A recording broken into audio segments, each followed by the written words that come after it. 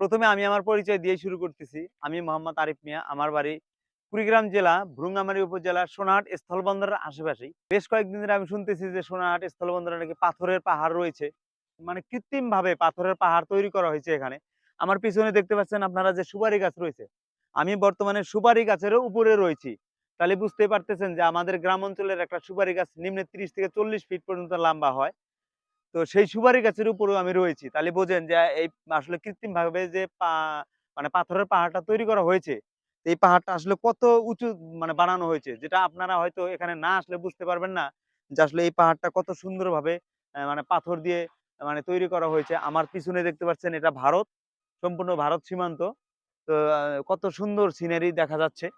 পাথরের পাহাড় এখনো আপনারা যারা দেখেননি বা আসেননি, একটিবারের জন্য হলেও এখানে এসে ঘুরে যাবেন।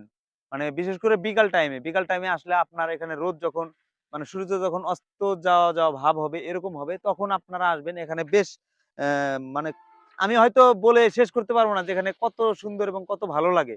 আমার কাছে কিন্তু অত্যন্ত চমৎকার এবং খুব ভালো লাগছে এই জায়গাটা।